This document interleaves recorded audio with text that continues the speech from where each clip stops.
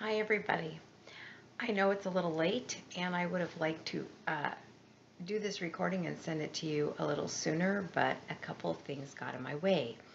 This is my goodbye and thank you video for a really good semester. And actually, as it turns out, possibly my last semester, because UMKC has financial problems that has necessitated its closing down or for the time being, maybe, and maybe, I don't know, forever, all of the classes that are taught by its adjuncts.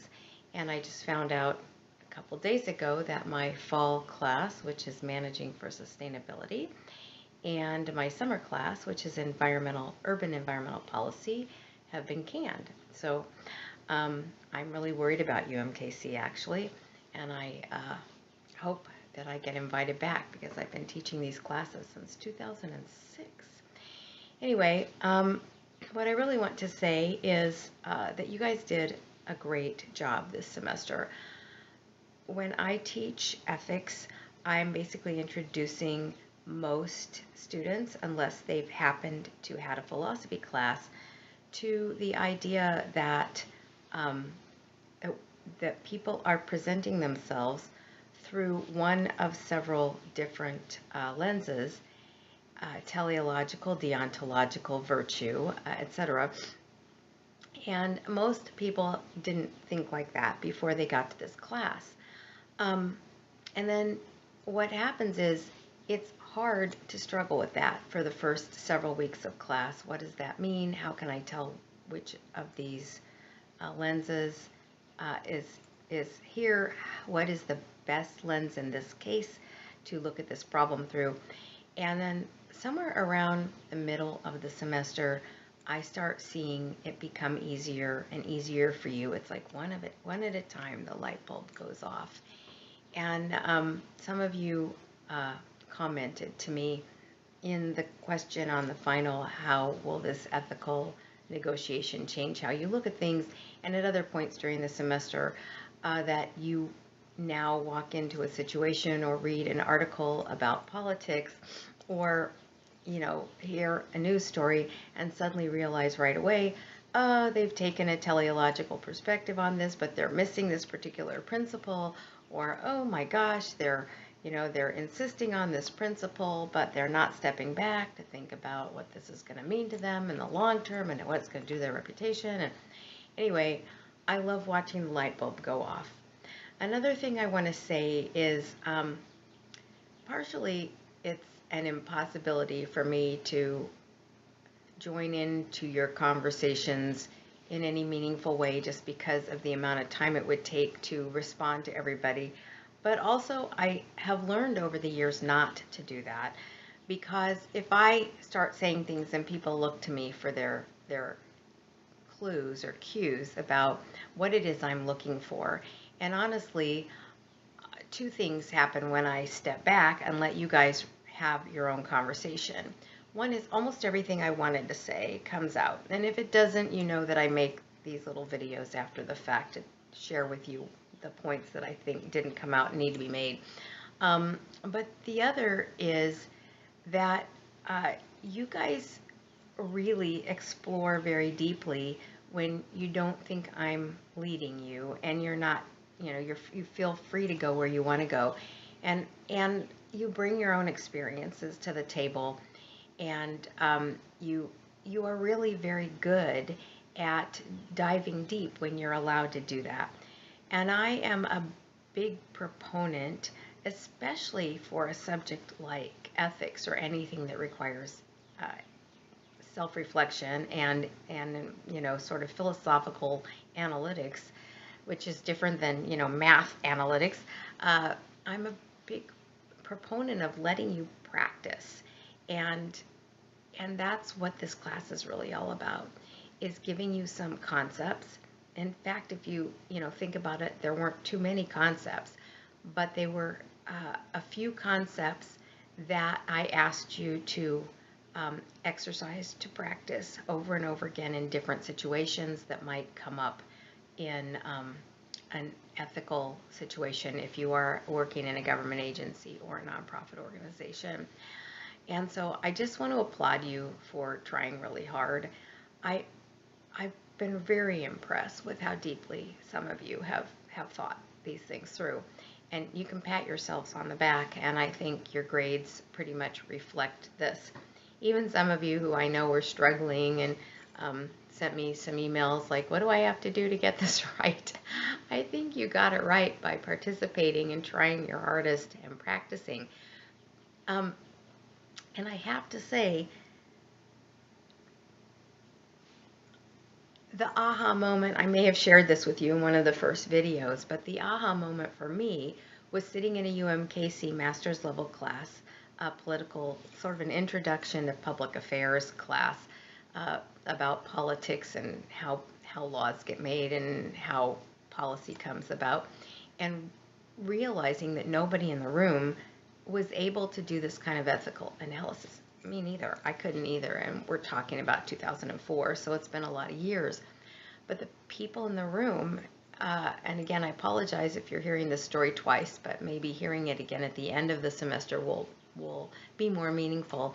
The people in the room were a future Kansas City mayor, a county legislator, and many managers, upper level and middle level managers from good organizations and government agencies and hospitals and so forth.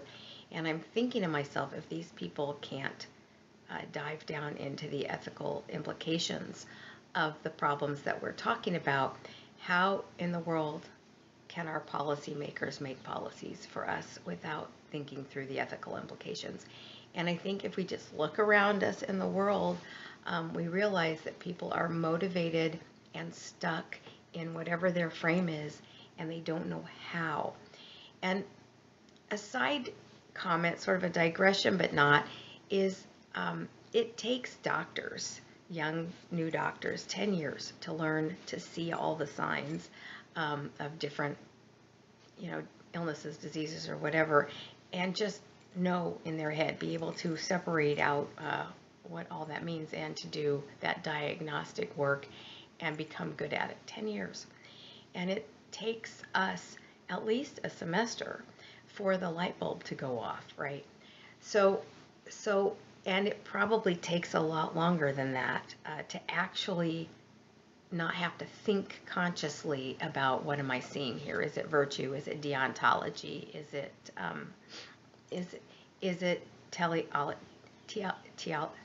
I can't even say it this morning, teleology, or is it intuitive? And if so, what is going on in that person's mind, and is it the right thing in this circumstance?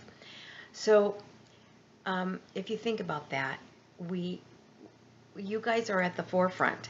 You're going to carry these skills into your workplaces, and you're going to be able to do some things that nobody else in your organization is going to be able to do, and you will have had just one semester of practice.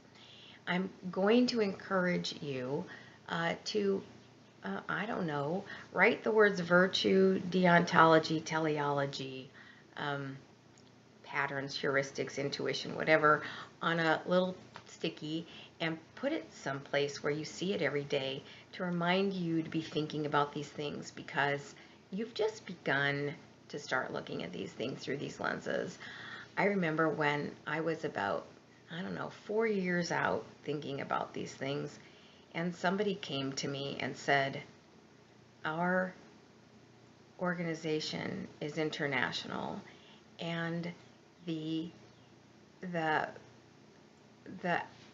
regional offices in some of our foreign countries are between a rock and a hard place, because they are telling us that the way business is done in those countries involves, not bribes, but little payments. I guess those could be called bribes, but payments under the table.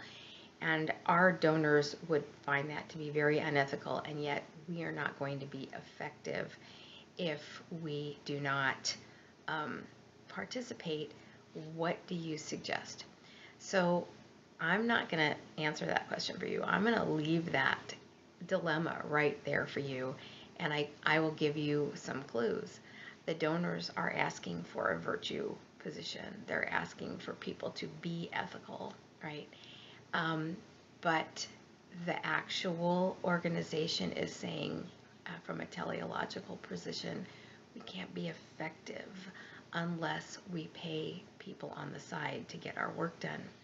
So again, there's no right or wrong, and you'd have to have probably more facts than I've just given you, but it's something to think about. I remember the very first time somebody came to me with this dilemma, and I was only 4 years into thinking about the ethical implications from these lenses, and I struggled with what to do with that even at 4 years out. Now it's much easier for me to immediately see, oh, there's a virtue thing in there, and oh, there's a teleological thing in there. And now the question is, what other information do I need to know to be able to advise? And what's the next step? Let's say that in order for them to accomplish their mission, if that's the way they do business, and you get all the facts together, and the crisis that they are serving, whatever it is so important that making those payments is deemed to be worth it, and you go forward, then what are the ethics around how do you engage your donors, your stakeholders, your board members to discuss this need? And so it's not just a one-step thing. It's not, is this ethical? What's the ethical way? It's, if we have to make a decision, we need to be able to explain it. There may not be a perfect ethical outcome, as we've discovered. There usually isn't. There's just an analysis that lets us decide which way we think we have to go under the circumstances and the ability to explain it. And then there's a next step, which is ethical engagement, not a negotiation like you did for the mining company, but more of a relationship maneuvering, or that's not even the right word, but how do you step through your relationship with your board members and your donors? When do you tell them? Maybe you tell them right up front. Maybe you do not let them find it out from somebody else besides you, and maybe you engage them in a conversation to help you understand how would we have to go forward with this if we want to be as ethical as possible about it. What kind of transparency? Are there criteria for who we give a handout to and who we don't, and so forth. So there are ethical implications up and down in the story that I just gave you, and I want to leave that with you. And I want you to be thinking about this going forward, hopefully for the rest of your careers and the rest of your lives. And I hope that this class has made a difference for you. I never thought I would be teaching ethics, but I think it's so important. I really do. All right, so I am in Kansas City. If anybody wants to have coffee, please just shoot me an email. I will be here until the end of the month, and then I'm headed over to St. Louis to help my daughter clean her house, believe it or not. That should be a fun week. And I will be here working on a book chapter and some other things I've got going, but I don't have any appointments, so coffee's good. I'm not too far from the university. I don't know where you all live, but I would be happy to meet you in person. I really enjoyed getting to know every one of you through your pictures and your introductions, and then your really amazing, thoughtful, self-reflective, deep dives into our subject matter. So again, thank you so much, and I won't take up any more of your time, except to, again, let you know that your grades are up. I'm sorry, it took an extra day. It's a long story why it took an extra day, and then they shut it. It took me one extra day, and then they shut down Blackboard for 2 days. So it's behind, and I apologize. But again, your grades are generally very good, and you've earned them, and I appreciate your forbearance on the delay. Anyway, take care.